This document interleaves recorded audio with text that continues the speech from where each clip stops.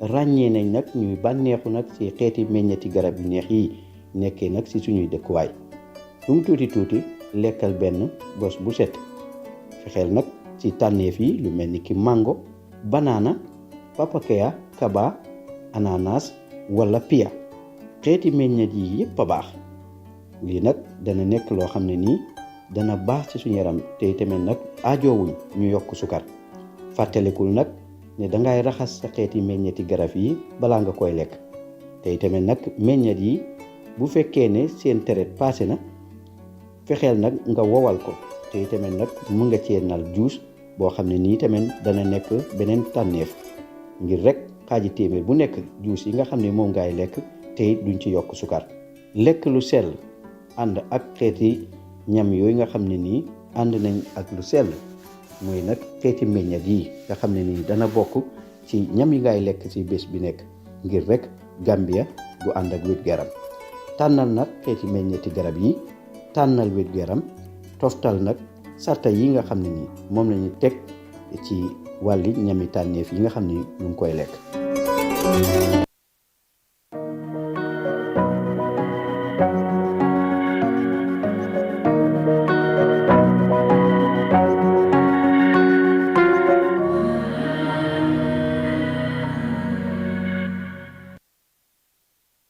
Viewers, good evening. This is Eyeafrica TV on Tuesday, the 27th of January, 2026. Welcome to another transport talk show or transport hour right here on Nation's Favorite. Good, of course, that is, of course, Eyeafrica TV, as we are back to discuss transport-related issues, the development within around the transport sector. And you know, we are here every Tuesday from 8 p.m. to 9 p.m. To bring you, of course, latest development and some of the,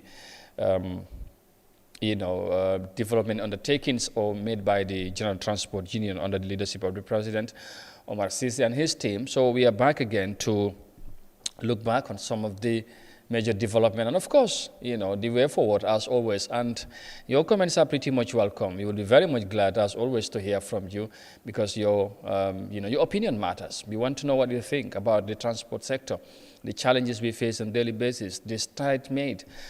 efforts done by the union in addressing some of the challenges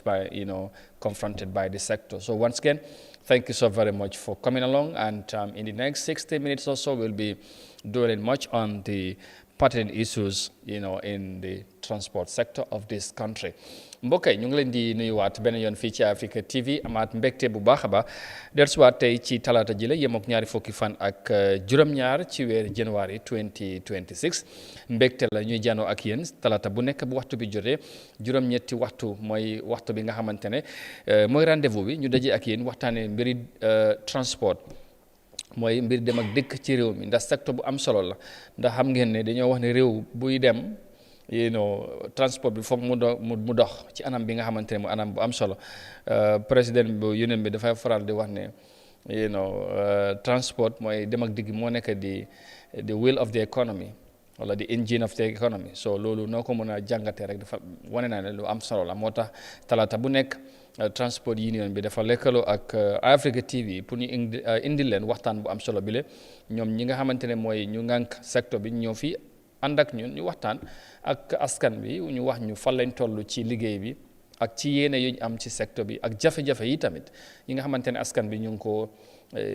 jànkuwanteel ñun suñu rôle mooy fexe làcce leen ñu indi ñu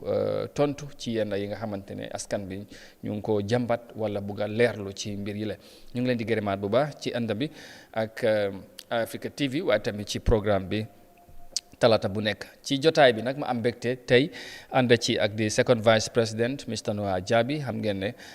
mbokk na ci nga xamante ne toujours ñu ngi fi ak moom ak of course di communication officer wala the public relation officer of the General Transport Union Mr Ibuke Sane moom tamit mu ngi fi ñoom lay àndal tey ci jotaay bi xam ngeen ne last week I was here with the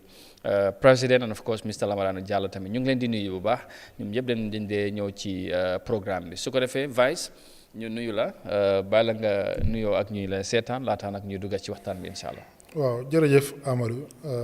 maa ngi laa nuyu bu baax a baax di la gërëm di la sant. di nuyu suma naataango bi Ibu Sane di nuyu Eyeafrica staff and management yëpp di nuyu suma boss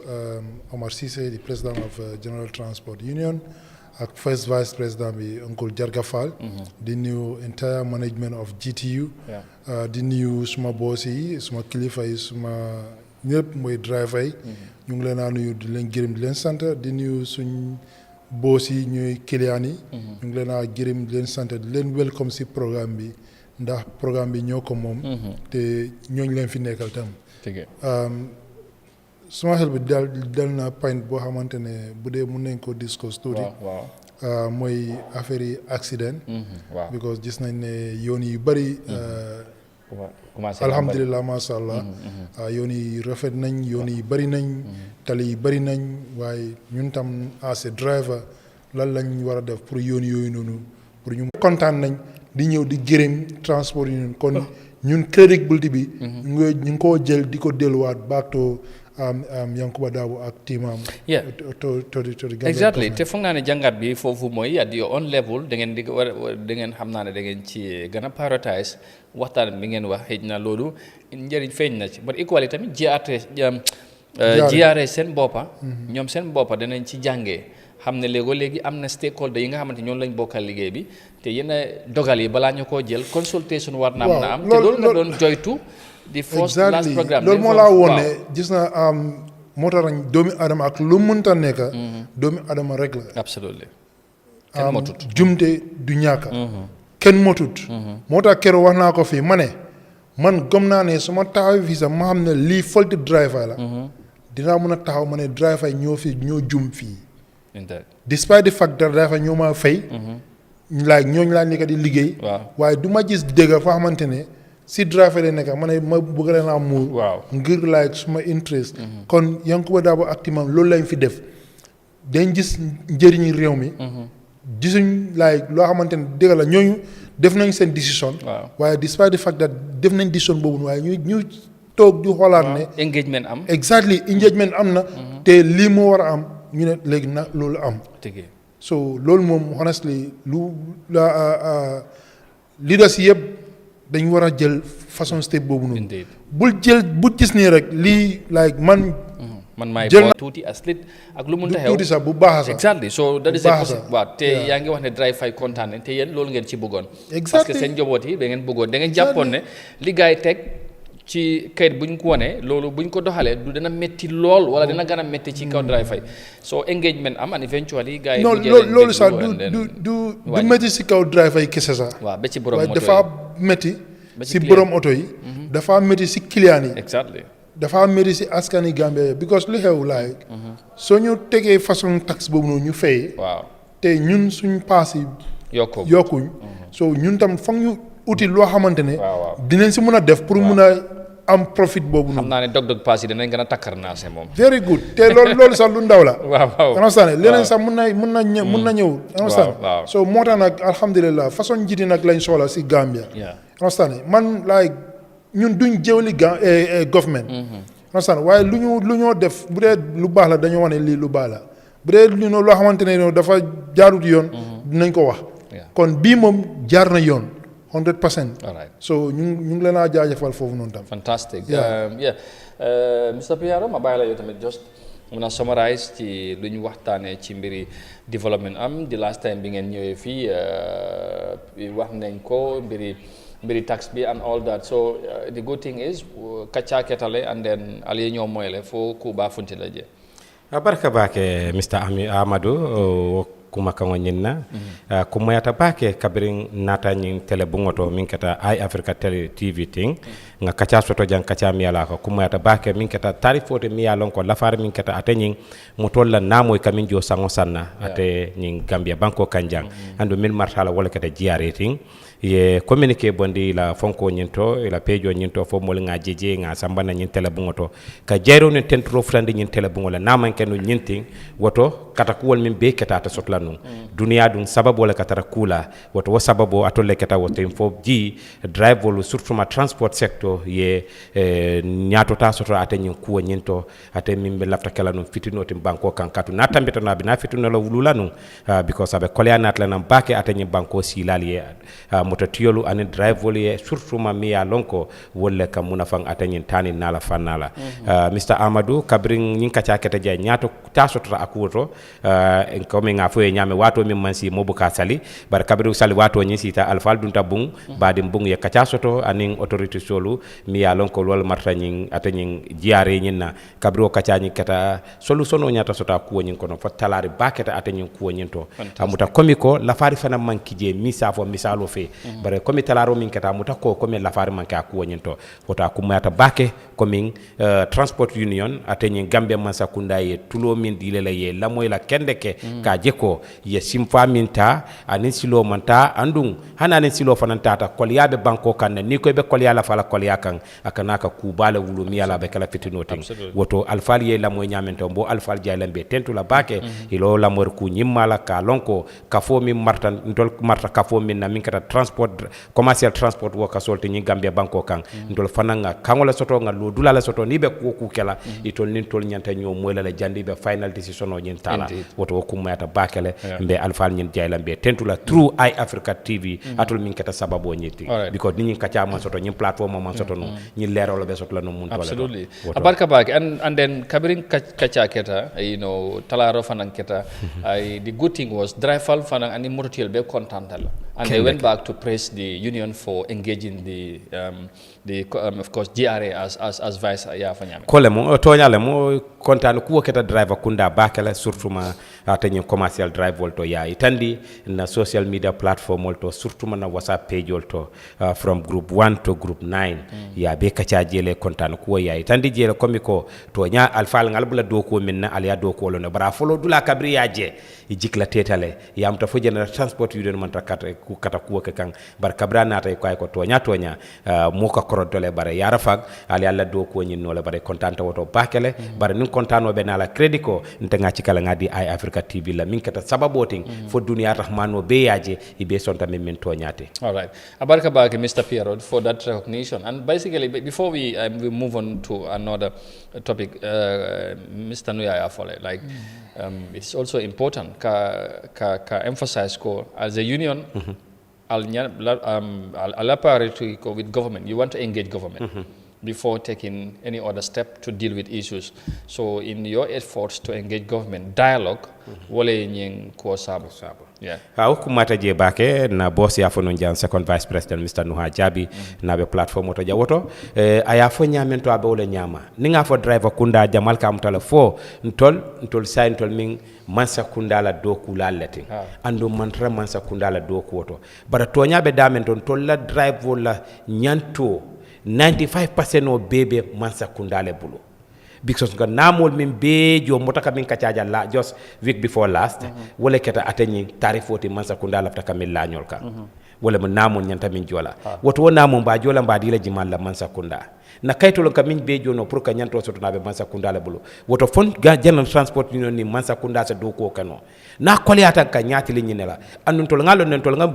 dimbayal min mara jama dole bije ka tiñaro kale andu ni wole tiñaro ke ndol nyaabe tili na o mansalla pour ka dani ka fay sabari na dimbaya nyiye bara sa nin tol ni o mansa kunda kata rival holting wala fituno damala ka dun tema nkonte jomo lan to sonnema sama est ce que ni dunta problème ko ne be la mo lan tolla la bang woto wokata ku bati mi yalan ko ku kumari mbati mansa kunda ni tolbe do ko minna annun ka nyomoy ka je ko kayro be sotla no nyamen to tani na la farato ani nyato tabe sotla no ni yurwa ate tani nala fa nala Gambia banko kan right Ibu abarka bake thank you very much su ko defee mbokk yi ñu ngi leen di gërëmaat bu baax ci ànd bi ngeen di ànd ak ñun ci jotaay bi waxtaan bi dañ ko ubbi woon rek ak mbiri tarif bi mooy li dara fa waroon a fay ci moto bi ak GRA waaye ni ngeen déggee gars yi waxee ko mooy gannaaw bu ñu waxtaanee ak GRA te loolu tamit ni ko ministre Noah waxee ko ak yéen yëpp foog ñu gërëm bu baax GRA and of course tamit fii lañ ko njëkk a waxtaanee bi mbir mi fesee te ni ko Pierrot waxee buñ ko waxtaanee fii yàlla def na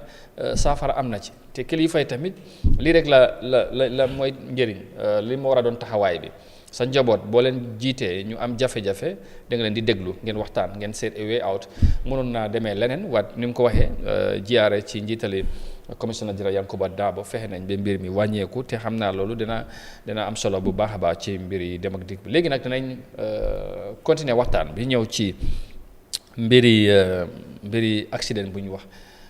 tali car macha allah kon ni ma ko waxee woon sànq bëri na nguur gi ñu ngi liggéey yoon yu bëri ci dëkk bi vice so it's important loolu xam naa président Barrow moom leneen nit mun naa wax dara ci nguuram ba mu des yoon da koy bu ñu defaree yoon ba yéen ngeen jokk awoot kon leneen dina doon njëriñ bu mujjee comme bu indi loru ci askan bi ci mbiri accident buñ toll fii ñu ngi dégg som accident yuy am ci yeneen yoon yi especially trans Gambia bi moom xam naa Gambia boobu moo gën a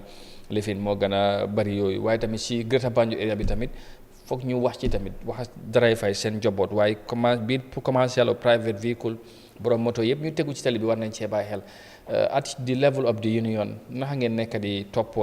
toppee mbiri accident taxawaay bi lan lay doon ak surtout wax la sax kañ laa doon dem Farato on Saturday moto bu ma jël van jël ma Latrikunda fii non Churchilltown la ma jël ñu ngee dem bu driver bi dafa dawal ba essence bi jeex ñu abu ko fii naka sa fii airport junction foofu la dafa rees ci muy moto bi di fay ci kaw tali bi muy taal muy fay mu dem ñu mu dafa nii sax amul essence léegi mu dem si essence muy laaxa nii fekk ñooñu ñu ngee wàcca gasoil ñu ne foog mu xaar te client yëpp a wàcc ñun yëpp driver ngay dawal mu moto bi ba essence bi mën naa I couldn't believe ma ne ko ne lii moom ban façon driver la so da ngaa gis ne façon yooyu noonu mooy like loolu duñ ko mën a woo accident yeah because yow as a driver as a competent driver ngay dawal oto jéej bi yëpp mu ngi correct yow ngay dawal ba gasoil bi jeex takk mun loo xam ne lii suma gasoil wàññi ko na waaw nga jógee ko depuis fii de nga romb because bu dee sax sa jéej bi doxut doo mun a xam ne ñaata gasoil la am waaye yow war ngaa xam ne man bés bu nekk ñaata wala lakk soo dawee soo da ngaa gis ne soo dawee ngoon gasoil boobu ngay replace da ngaa gis ne ëllëg mun ngaa daw suba ba ngoon doo mun a paan gasoil because yow xam nga ne already la ñaata laay day lakka every day waaw léegi dama ko joxe exemple rek pour déggal li nga wax moo tax jékki-jékki rek mu indi problème mu indi problème jox la signal so da ngaa gis ne yeneen lu xew mooy xew yes yeneen saa yi nga xam ne man suma break bi baaxul nga ne xaaral ma manage exactement waaw ma manage rek ba lifin ba ma àgga fii loolu moo dee andi problème yu bari understand because man dama ko dee wax nit ñi always oto mun ngaa manage lépp ba mu des break you can't waaw oto bu paan clutch mun ngaa manage ba nga àgga si fiitaay mun ngaa manage ba nga àgga foo nekk di dem at the end of the day nga dem si fiitaay nga ne waaye oto bu paanee break boobu kay moom bu ko jéem a try sax di ko manage because oto mun na cross sa kanam nit mun na cross sa kanam fas wala nag wala anything mun na cross sa kanam understand yow soo amutee break doo mun a taxaw disaster rek ngay cause so at the end of the day da ngaa cause disaster moo tax nag te yàlla jàppale ñu ne léegi jógee Kombo fii ba Basse honestly dégg bu dee foo àgga rek am nañ fa Fida garage understand Fida garage yi ñu fa tous les mane ñu fa Welde mane ñu fa foo mënta dem bu dee like for example man maa ngi jógee Jara Soma war a dem like Bansang ma paan break si yoon bi lu mu bon soo àggee Bureng Fida garage yi bu bari ñu fa taxawal foofu noonu nga defar ñëpp Fida ñu fa demal Brikama Ba foofu yëpp Fida ñu fa so da ngaa gis ne amul like bàyyi ma manage wala bàyyi client yaa ngi yàkkamti nii because lu laa dal si yoon bi soo xapu ne duñ oo client yooyu noonu te and also li bëri na loo xamante ne daf dee involve nañu si accident mooy client yi waaw ñoom tamit seen problème bari na de man honestly Amadou like dama yàkkamti mën naa nekk si oto bi man maa ngi comme leen driver wàññi sa speed keneen mu ne bro ñun dañ yàkkamti booy nañ yàkkamti driver nañ dem booy su ku muntu kay mun na wàcc understand so yow yaa ngi joxe doole driver boobu noonu pour mun a daw te like accident soo happen rek dafay métti yow sax mën nga si ñàkk sa bakkan keneen ak maybe innocent person nga xam ne sax moom mu ngi noppi sax waxu dara kooku tam mën na ñàkk bakkanam foofu noonu te nañ xamal ne tam ñun as driver suñu amee accident few things mu ngi fa loolu foog mu dal ñu number one yow driver bu dee am loo gaañ-gaañ mën nga si ñàkk sa bakkan loolu losses la si ñun as union mun ngaa ñàkk sa oto loolu losses la si ñun absolument nit ñi ñoo xamante ne ñoo nekk si biir oto bi mun nañ ñàkk seen bakkan mun nañ si am gaañ-gaañ loolu yëpp si losses la si ñun because ñooñ ay suñ yaay la ak suñ baay la ak suñ rakay la absolument understand te am na ñoo xamante ne tam ñooñ duñ yóbbu nit ñi ñooñ gursi lañ lay yóbbu understand accident yu bëri ñu doon xew si yoon bi like truck la waaw mbiri truck si sax dinañ ci taxaw parce que gis nga lu xew Sénégal fii barki démb truck bu eb container bi ñëw takkuñ ko mu egg ci kaw lifin bi container bi rot ci kaw moto bi daanu ci kaw moto bi laa bëgg a wax mu rëy ñu nekk ci biir moto bi exactly gis nañ ko ñëpp gis nañ ko so da ngaa gis ne am na yoo xamante ne yow driver yow yaa bàyyi sa xel man moo tax man dama dee wax driver always bu ñu emphasize suñu right ci kaw tali bi 100%. Amadou man su may dawalee oto man may gis yow yaa ngi ñëw suma right dina ma jaral sax ma bàyyi yoon totally yow nga dem man ma dem because lu xew mooy ma bàyyi yoon nga romba jalul ma like even 2 minutes ma bàyyi rek yow nga dem rek man ma continuer ma egg si ka tali bi dem jëluma 2 minutes waaye su ma bañee wàcca ma ne suma right laa nekka kooku su ma hitee wala ma hit ko lan mooy xew lenn mooy am mun ngaa soo bu dee sax like kenn ñàkkut fa bakana wala kenn gaañu si waaye waste of time bu fa nekk understand so da ngay try ngay analyse loolu noonu tam waste of time boobu noonu loolu da nga ko war a avoid da nga war na avoid so moo tax nag dañu war a bàyyi xel trop am na solo so balaa may Ibu mu ñëw maa ngi ñaax tam dëkk yi waa dëkk yi ñoo xamante surtout ñoo xamante ne am nañ tali yu ees yi because last week before last demoon na Brufut dañ organise on road safety programme nga dem wala Dubai Brufut ok mu ne Brufut la dem ok kooto Brufut Brufut laa demoon dañ organise on road safety sensitization so loolu lu am solo la road safety sensitization boobu noonu dafa am solo trop because si school lañ ko def ñu invite students yi ak borom waa dëkk yi understand seen député yi mu ngi fa woon seen councilor mu ngi fa woon so programme bi lu am solo la woon di jàngal xale yi di jàngal nit ñi jigéen yi naka la ñoo war a crosser tali bi understand ak su ñoo ñëwee buñ gis ne oto bi like mu ngee ñëw rek like 100 meters nga ne bàyyi ma riite dem déedéet oto moo gën a gaaw dan nit soo gisee oto mu ngee jege rek bàyyi ko mu romba yow nga cross nga dem tey soo crossé tali bi tam noo war a crossé tali bi understand loolu tam lu important la Amadou fi ngay gis ne nit ki muy bugg a cross tali bi driver mu may ko muy jël téléphone bi di ko teg noppam muy wax mel ni yaa ngi dox sa biir salle bi wala mu ne soo ma laalee kooku su la laalee sax yow doo waxaa kooku noonu understand li waa ji wax ne mu ne ma soo si amee sens ñu jël la yóbbu la yëptaan waaw mu ne ma de waaye ñu ne ko ne mu ñëw ba pare accès mu ne ma xëy niw bi moo am right mu ne loolu kenn waru ko xaar foofu niw moo am right niw du am right yow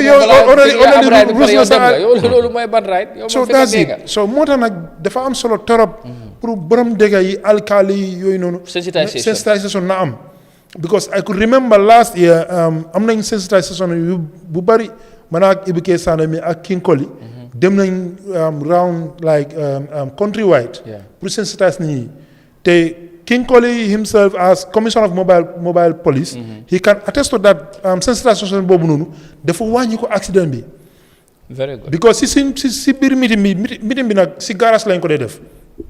di waar driver yi lu ñu war a def si yoon bi noonu la ñu war a dewee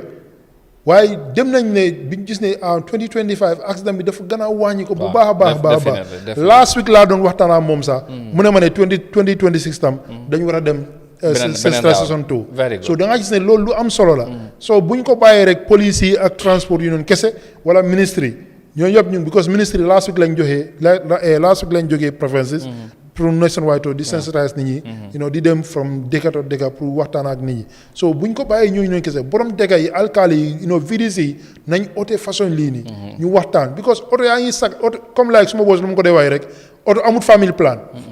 understand bés bu nekk soo demee poche oto yaa ngi wàcc kon ñun tam war nañoo def sensitisation nit ñi naka la ñoo war a use tali bi naka la ñoo mun a jéegfante ak oto yi si kaw yoon bi booba nag accident dina wàññee ko torop am na solo bu baax a baax te am nga point boo laal boobu dafa am solo te xam naa dinaa fa ñëw ñu gën fa emphasize mooy gox yu am tali yu ees foog ngeen dem wax ak ñooñ ñu fa dékkee li tax mooy xale yi nga xamante ñu ngi ci koñ yooyu time boo tali amul fa dañoo ñëw play wala nga jóge si kër rek nga daw cross yoon bi lu la neex you don't care because moto amul wala moto bu ñëw benn ba léegi foofu tali la obviously situation bi change soo moto yi dinañ bëgg di ñëw soo xale yi balaa ñoo dem ba miin wala di mag foog loolu yëpp ñuy sensitise ñuy gën a téye xale yi wax ak nit ñi sooy cross tali bi naka nga war a def comme ni nga ko waxee loolu is important and then also ni mu ko waxee dinañ ñëw tamit mais bi fu ñoo jeexale mooy ñen ñooy war a dawal moto ci kaw tali bi driver issue driving license motor yooyu tamit c'est a problem. We might discuss that of course but I'll just allow you to Mr. Piero nga summarize li vice wa basically the issue of accident ci dëkk bi seen taxawaay as a union waaye tamit driver yi naka lañ ci war a mun a defee nguur gi mu ngay jël commitment di defar ay yoon yi baax na waaye yoon yi su fekkee ne tamit mu ngi ànd ak di jël ay bakkani waa dëkk bi loolu tamit nit ñi duñ ko rafetlu so foog nit ñi jël sa responsibility foog naa loolu tamit dafay baax because in every development there are challenges foog ñu gën a wax ak nit ñi ñu bàyyi si xel bu baax a baax surtout ci yenn gox yi nga xamante ne taliyan fa bari boori Brufut xam nga Dubai la ak yooyu tamit dafay baax pour ñu wax ci baraka bake Amadou baraka bake wala moy ko Brufut wo ma fongola yirwa soto taje bake nyata ta soto taje jairo den tentromba sambala man sakunda ka mi ni yirwa futandi ata nyendu lañen to sanji jama Brufut kol ko mbota silola silo ma soto non je bara jairo den tentro ni moy do ko ke foy sa fama rek ka jay ka tentu wala courting Mr. Amadou to nyalon comme na boss ya fonu nyame ja Mr. Noha Jabi second vice president accident siata nyi banko kan bara kata kuwol bebe ke kan pour ka jeko surtout ma jana transport union na lodulato wala na kabrim foloton ka falele nga social media platform jamal la soto ni tata YouTube mbijele ni tata Facebook mbijele ni tata atani WhatsApp page to mbijele ni dromon kanyang atoni Eyeafrica TV TikTok fana mbijele ni be pour ka drive karandi wo dromon kanyang natani media solto min kata atani television media ning radio media station ol tinta ka kacha soto je mi muta ko mi Eyeafrica TV ka kacha soto je Star TV ka kacha soto jele min kata atanyin tanko be sotla no nyamento ni tata Hilltop FM ka kacha soto jele aramisa talanse kata talan konontola aning radio kotengol mi yalon ko wolle be bam ko kanjam bulundala FM birkama ñun be mi radio lete mi yalon ko transport union e ka kacha soto to pour kayro be sotla no nyamento accident be talala no nyande de banko kan to nya nin ko accident e sa fo no mandika kan wala terema fengola bar ku dol kake wol dol man ka terema fengoting because drive tata la fa ya kala muta nyindung nga suutele andu na moto fana ya itandila wala nta fok nga kala mutale baren ko mba manageral pour kata andu moto do min fanga ya da tubabul ima manage kala kuwoto ntolle kake rek ako jandabe banna faabe jolona fayye akay kala mutande kulla sakambe jamano minto this latest technology motol min natana saying wol jande break bando fanga be hosla aka itandila la ko break bando min tuta kono domandina mo pour sa sanse ni ate kata dula janna wolle bina futula kata waya solla dula jango nyinto akay kala mutande ko mi ni tata nyin dinkrato asekeno ate futandila non woto fereke ya falin wolle do sang ya fankante buluje abe balana dula ise nyin dongo bondino yenyin dongo kije woto munat na drive be moto boronda fo moto ya fo say nte kortete bulle te talano kotake woto wo mari manya nakilla drive wala tela miroto because moto diamta wele moto e kumol bele itandala saynol be itandala bara ko hani atebe min no makan atelen kunna intereso wala ala nila atela lafina ku atebo drone no makan bar hadama ding wala le mincika wala ta fango niyo fo ngata fango mo value ko wol nyin kono woto accident dol min ka keto nyaabe damento dinga jibe ila ana moy kete nyaamento woto ni ba fola to nya mota tawla yafo tawla yalande bare ni dol fanan na accident wol jibe modol sababol bijele mi yalon ko wolle accident wonke anda mari atele man sonko sababol nyin noma akwa bala kunna ko wol mirala absolutely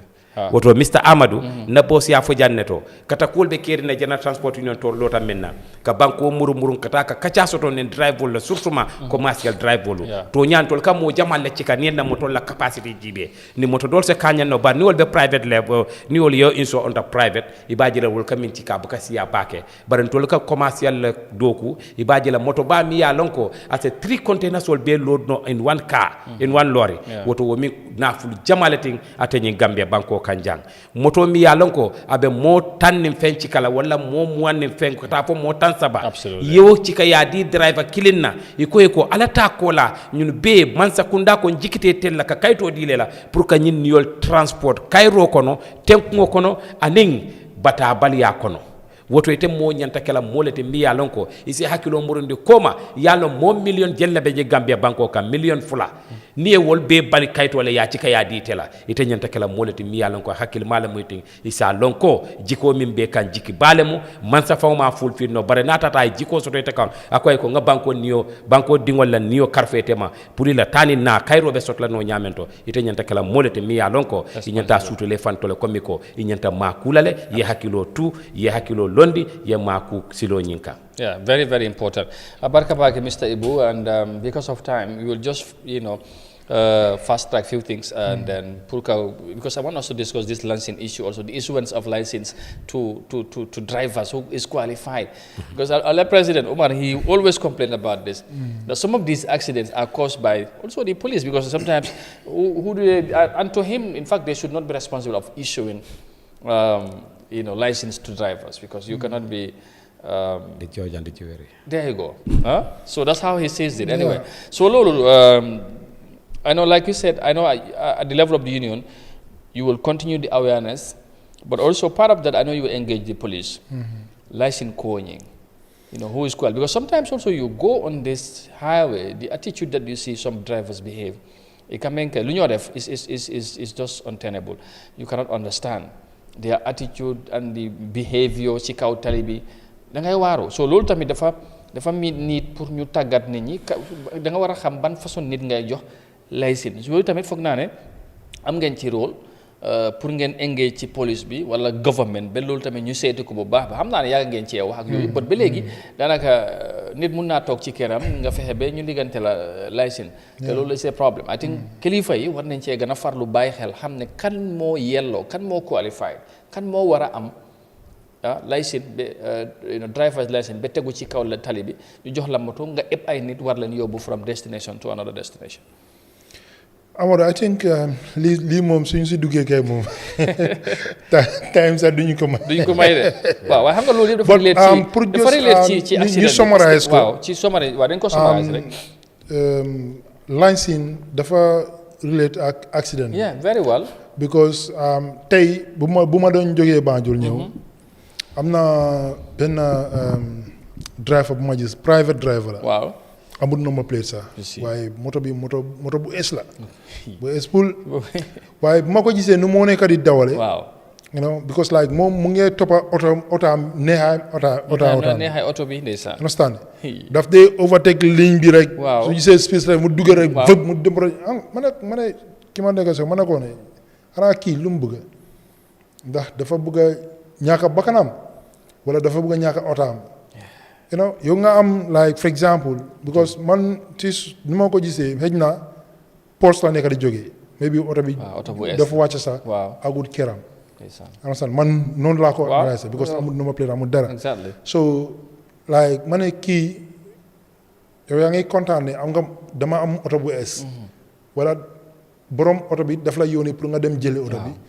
yow wala yaa moom oto bi. waaye seral melokaan boo nekk di dawal si yoon bi. xaaral ba profité ci soos. xamuloo nii sax yow sa action boobu noonu. mun na laa liit loo xamante ne sax yow ak oto bi yëpp doo leen aaga sa kër gi. te soo oytuut ku fa nekk xëj na sax moomul moto bi wala ko moomee sax jëndul ko. wala bi pare sax bu ko moomee sax mu fekk ku xale la. that's it so dama gis ne façon yooyu noonu daf ñoo jox problème and also issuing license. Amadou honestly Gambia xaw ma fa la ñoo jëm xam nga Gambia fii la man gis naa nit ñi Gambia fi ñoo xamante ne mosuñoo toog baar. billahi mosuñoo toog baar mosuñoo téye baar ñoo am la driver license. could you imagine. gis naa ñoo xamante ne ñu ngi Europe aga nguñ fii sax ñu am driving license. ñu liggante leen ko. ñu lijjante leen am driving license fekkaa nag mosuñoo nekk driver waaye balaa ñu aga Gambia fii ñu lijjante leen ba am license ñu teg leen bu ñu ñëwee rek ñu dugga seen oto ñu ko dawal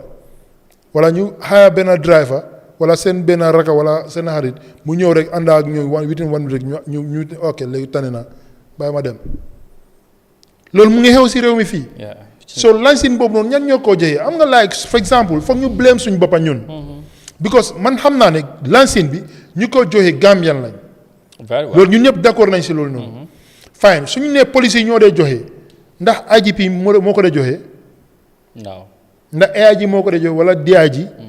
déedéet waaye ñuy joxe ñooñu bokk nañ si police. waaye the problem is njaboot bi bu dee like yow sa njiit itam ñu ne la lu ngeen a def nii bàyyi leen lii bu leen def nii yow da nga war a déglu ñooyu noonu tam bu ñu toppa suñ personal interest ba mu ëpp. because lii lu ñu si dugal rek mooy suñ personal interest. kese. yow man suma like for example man suma boss su ma nee noa bul def nii ni ngay def nii dafa baaxut yaa ngi réew mi yaa ngi laaxali honestly su ma ko defee kon man maa tey telu di ko def waaye already suma boss daf ma ne bàyyi lii lu ngay def ni du yoon kon ñoo xamante ne sax ñoo nekk di joxe façon lañ seen boobu noonu dañu war a bàyyi xel foofu noonu lii nekku ne commercial véhicule kese la nekku ne private yi kese la waaye ñëpp la am na ñuy daw commercial véhicule ñooñu xamuñ sa lañ seen fa lañ ko dee issue dañ dee nekk kër gi rek ñu andi leen lañ seen wala man ma jàngal nit ki oto ma dem utal ko lañ seen kooku du mu sa step oto tàngam foofu noonu loolu yëpp mu ngi xew si réew mi fii te ñun dañ ne ñun Gambian lañ te Gambian lañ am so da nga gis ne façon accident yu bari ñu ngi xew accident la affaire yi lañ seen la because ki mënut oto ki jàngut oto yow benn bés rek nga jóg rek am oto de soo àggee si roundabout sax doo mën a xam ne ndax man maa war a may kii wala kii moom moo war a may yooyu da ngay ñëw rek soo àggee si Johnson bi roundabout fii roundabout la driver yu bari soo leen àggee soo leen yóbbee nga taxaw leen si roundabout léegi oto mu ngi nii si Johnson bi yow yaa ngi ñëw kan moo war a may yow la wala moom la du ko mën a wax. nañ dem si signboard si duñ la mën a wax zebra crossing. du mun a xam moo tax nag tali yu bari ñu ngi fii nii. civil police yaa ngi fa fees rek. definitely. because nit ñi dañ dem ba xam ne. civil police is the only solution pour ñu mun a accident yi. safety. you understand? tey soo de I think last week or week before last. suñu driver ñu dee daw Gunjur Brikama dañ demonstrate ñu ne duñ daw because civil police bari na si yoon bi. déggul understand but lan moo tax waa dëkk yi itam ñu def civil police yooyu noonu. because day ragal. parce que nii moto yi nu ñoo dawee like oto yi nu ñoo demee. fii driver yi benn si driver ngay gis ne fii zebra crossing la. ngay wàññi sa temps. te loolu moo war a nekk yow soo gisee ci zebra crossing da nga war a wàññi tàng especially yi ngay gis nit ki mu ngi taxaw foofu noonu. xamal ne kooku dafa bëgg a cross da nga war a wàññi sa temps nga may ko mu cross. then from there yow nga continuer. déedéet waaye su ma moromi traverse faa la ñu loolu noonu lii mooy dëgg. understand waaye nañ laaj suñu boppa yow koo xamante ne respect gu zebra crossing kooku naka la amee lansin. loolu problème la. ki xamante ne soo ko nee sa line bu red and white line yooyu noonu ngay gis white and blue black line bu nga gis si yoon bi. lu mu miin mënu la ko wax kooku noo ko joxee lansin. doy na waar. doy na waar de. moo gis table boo xamante ne nag moo fa nekk wala just like animal moo fa nekk mun loo ko moom mënta wax ne lii mooy melokaan bi pour soo àggee soo gisee lii nii nga xam ne animal yi ñoo fi dee cross soo ko da war a tegi sa tànk ku xamul loolu noonu noo ko joxee lansin. comme c'est problème. so da ngaa gis ne pour accident yu bari mu ngi xew fii nii ñun suñ boppa ñoo ko teg suñ bopp. ñun si boppa ñoo ko teg suñ boppa loolu kaddu yu am solo la xam naa ne ma bàyyi Mr Piaro mu raaw no mbir mi ci kàllaama Mandinka waaw su ko defee si soose bu pare nag ñu yëkkati jotaay bi mbiri licence bi ak awareness bi foog ñu boole ko ba jikko yi tamit and all that so I think we will continue this topic inshallah next week the issue of this driving nakal to that sax the issue of this driving license issuance and in case su fekkee ne mënuñoo am sax Kinkole mu ñëw fi nañ ko mën a am ci téléphone bi ci line bi I'll make sure we facilitate that ñu am ko ci téléphone bi mu laajte ko mu indi leeral some of these issues concerns yu ñu am ñoom at their own level what are they doing to control this license issuance but ma bàyyi la nga summarize wala indi sa reaction ci mbiri accident yi relation ak exactly abaraka bake accident ko min bota kuwoto Mr Amadou ngo kacanga seniyandi jang kaca kuwol koto ape mbela sula kuwoletin kaje ko tanko be sotla no nyamen tani nala fanala Gambia banko kanjang nim bota woto ye nyin kar ke jang lansinol ka di nyaadi le ani mine be kala problème to pour kaje ko nga lansino di molla min ya lonko wala trafico nyim faham to nyalemu nimbe nyim fola hani sa fonse muru luwa mimbe Gambia bulu surtout ma transport la fannala luwa kotori mbalemu andu nuwo luwa mon falling itedin tembe sirin jang anin do katongo mimbe lamoy kanje banta mbe solution min ni kanta sotla banko la luwa la yetandi ko banku dingo me wuluta nyim banko kan anyanta wulu kayto sotla le banko la luwa la nata yetandi ko banko dingo min sanjo tata fo sanji tang anin sey amari nyanta banko la ID card o sotla le banko le luwale fana nata itandi ko banko dingo min tata fo aye sanji mwang anin kilin soto amari qualified tala pour ka commercial driving lansino soto bare molle marta wala banko le luwale fana e wol fana sembentuya min keta di Gambia police posting itolle ka lansino di ika jibe nyame ka di nyame to itolle wolong andu luwale sembo di la pour ka di so place janyim banko kanjam moti janjam nyim banko kanjam wala institution ti janyim banko kam min tambe da Gambia police force la pour ka lansino di min kata driving lansino tem pour moye moto borondi atani Gambia banko kanjam woto wollu wa kilingo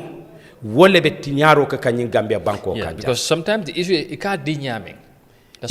that's why the problem is ha to nyalam nimbe tala je to babole min fo to whom much is given, much is expected. Indeed. Police lu luwa sembe jamale chika ayadi police la. Ita ninte membe sirinjang. Police le sembo soto na no jang ay dun nan tolla jang afon tol benga wulimbe programme minto. Nieba wala ka fo obstruction. Ya batandala do ko konale. Woto wolluwa min siyata ya min di police wala wala nyanta tala la police wol bulu mo dol bi janne min senyu luwa keno police wol kara implementation dula nyinto wala ka luwa nyin tamandi ka enforce exactly wala mi to law enforcement body oto sang nim police wol nata sang itolle be nyi luwa tamandi la ita safela de bare député le ba safela ya di tolla ni tol nyanta tamandi la andu tolle fana nyanta kayto di la molla min nyanta nyi moto borond la ni wol fana yo sartol sound itol la fana nyanta kululo la rawal kan yo luwa jele much is given to the police woto walat na general transport union nata jibe ko wato sitala pour ka jiber kan dañu transport la luwa la ka falling walat ne nata reform o natina min keta atenya new road transport building santen abe nyamento aketa cabinet la pepaleting ibe kusontoro kala kala kuoto ka jibe ko abe kala no nyamento luwa kutoting 2025 road transport bill amen bilolting follow woto nyinku mayata bakela kaje ko tanko be sotla no nyame lansino be dila no nyamento nya jibe la anim bi tamandir bulol jamande tamandir bulol nyin bajon nyokan ke be ke kelengol ting kam bonnu nun to kuolto kan natnan nyinan kuolto wala sain kuolto woto general transport union o kata ko minke be député fana danna nit ñi loi fana futata isa kata yela autorisol fana ila electorate ye fanan consult ke kalamuta de komiko we will follow that process very closely as that when the cabinet is done with their work ni pareta bala and when it is time to go to the parliament we'll make sure we follow the process we'll engage the parliamentarians we'll make it as an agenda here we'll discuss it we make sure they push it and if it need be we go out and interview people as well we'll play it here and so that the pressure would be on for them to pass the bill and I think in fact the NAMS would not have no choice, but they would pass it because it's a much needed law in this country at this moment in time. So, Mr. Ebu, Kesane, thank you very much. Abarka bake. So ngebula ngamilam for next week inshallah. Abarka bake ka jairo ni ten troftande na viewers solma surtout ma Eyeafrica TV min kata na partner team pour kaje ko kanton ko be sotla no nyamen yirwa be sotla no nyamen to tani na la fanata Gambia banko kan ka fale fo talata ko ten ala barka. All right, abarka bake vice jerejef xamna be next week inshallah. Amar jerejef. Thank you.